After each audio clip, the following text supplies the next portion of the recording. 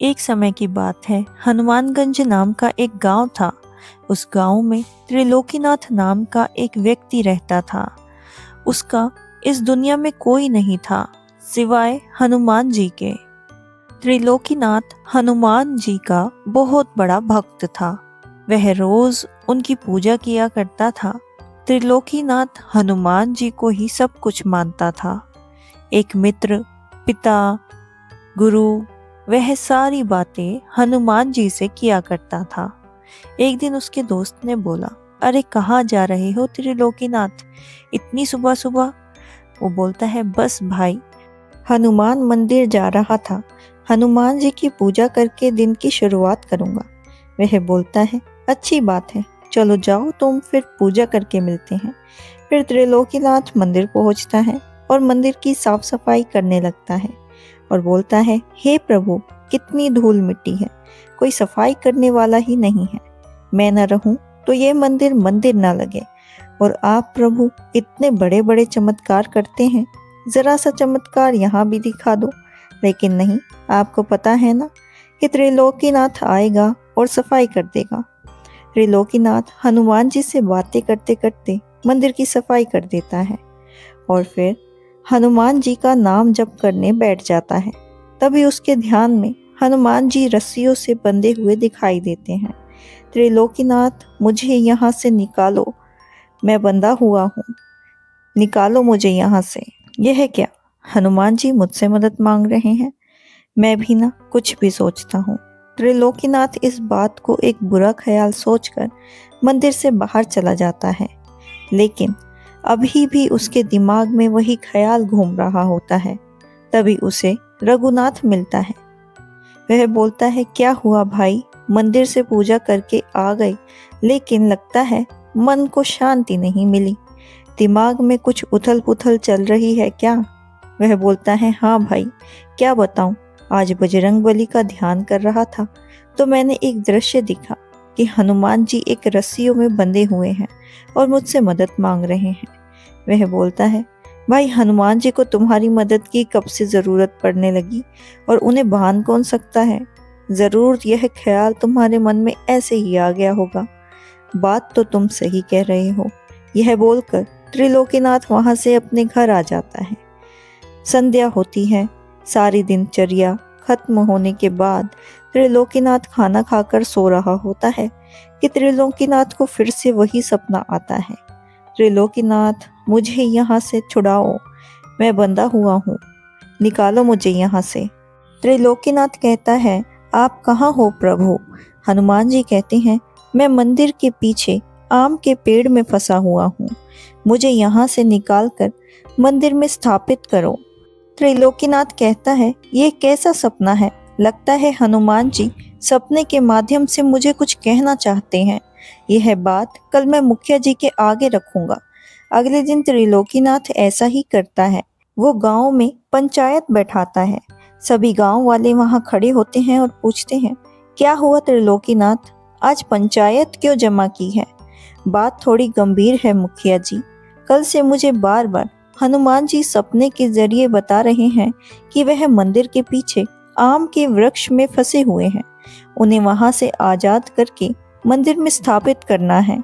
इसीलिए मैं आपसे यह निवेदन करना चाहता हूँ कि इस वृक्ष को काट के उसमें से हनुमान जी को निकालकर मंदिर में स्थापित करना होगा। यह सुनकर मुखिया बोले, क्या पागल तो नहीं हो गए ना त्रिलोकीनाथ? माना कि तुम हनुमान जी के भक्त हो, लेकिन ऐसा भी नहीं है कि तुम कुछ भी बोलोगे और हम मान लेंगे। अपनी इस बेफिजूल की बात के लिए तुमने पंचायत का समय बर्बाद किया है।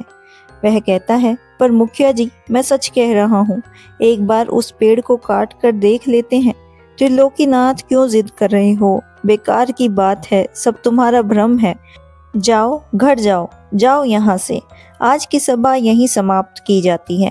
मुखिया जी त्रिलोकीनाथ को भगा देता है और कड़े शब्दों में पेड़ काटने के लिए मना कर देता है। त्रिलोकीनाथ उदास मन से घर के लिए निकलने लगता है। तभी रघुनाथ उसके कंधे पर हाथ रखता है। त्रिलोकीनाथ, परेशान मत हो, यह सब तुम्हारे मन का वहम होगा, ज्यादा ध्यान मत दो, और वैसे भी वह आम का वृक्ष मुखिया जी का है और पता है उस अकेले वृक्ष से कितने फल आते हैं। वह तुम्हारी बात पे वृक्ष तो नहीं काटने वाले। ज्यादा सोचो मत, जाओ आराम करो, सब ठीक हो जाएगा। यह बोलकर रघुनाथ वहां से चला जाता है, लेकिन इस बात से त्रिलोकीनाथ को अभी संतुष्टि नहीं मिली थी। उसका मन अभी भी व्याकुल था। वह कहता है, भाड़ में जाए मुखिया जी और बाकी सब। हनुमान जी ने मुझसे बोला है, वो मुझसे मदद मांग रहे हैं। कोई नहीं ही साथ देगा तो भी मैं उनकी मदद करूंगा। त्रिलोकीनाथ किसी की बात नहीं मानता। वह कुल्हाड़ी उठाता है और उस पेड़ को काटने के लिए निकल पड़ता है। मंदिर के पीछे पहुंचकर बजरंग बली का नाम लेकर त्रिलोकीनाथ उस पेड़ पर कुल्हाड़ी चला देता है। उसे ऐसा करता हुआ गांव का एक व्यक्ति देख लेता है और वह भागता हुआ जाकर सभी गांव वालों को यह बता देता है और सबको इकट्ठा कर कर ले आता है। वहां त्रिलोकीनाथ कहता है, जय बजरंग बली, जय बजरंग बली। कोई बात नहीं प्रभु, कोई आपकी मदद नहीं करेगा तो क्या, मैं भी नहीं करूंगा। मैं अवश्य निकालूंगा आपको यहाँ से। सब इकट्ठा हो जाते हैं और मुखिया कहते हैं, हाँ त्रिलोकीनाथ, तुमने अपने पागलपन की वजह से मेरा इतना सुंदर वृक्ष काट दिया। मैंने पंचायत में कहा था ना कि कोई इस वृक्ष को नहीं काटेगा। बाकी लोग कहते हैं, त्रिलोकीनाथ, तुम यह कैसा हट कर रहे हो? तुम इतनी मूर्खता का काम करोगे, हमें अंदाजा नहीं था। त्रिलोकीनाथ कहता है, पर भाइयों मैं सच कह रहा हूँ। सपने में हनुमान जी आते थे और इसी वृक्ष को काटने के लिए कहते थे। वो यहीं कहीं कैद है।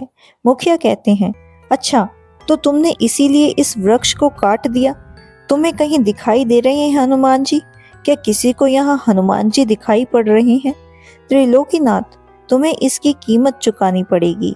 यह बात चल ही रही होती है कि तभी हनुमान जी की एक सुंदर सी प्रतिमा उस वृक्ष के तने से प्रकट हो जाती है, जिसे देखकर सभी गांव वाले भी भौचक्का रह जाते हैं।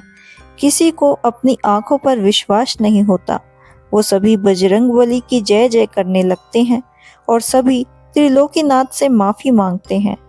अब सभी गांव वाले पूरे सम्मान सहित वृक्ष से प्रकट हुई हनुमान जी की प्रतिमा को मंदिर में स्थापित कर देते हैं।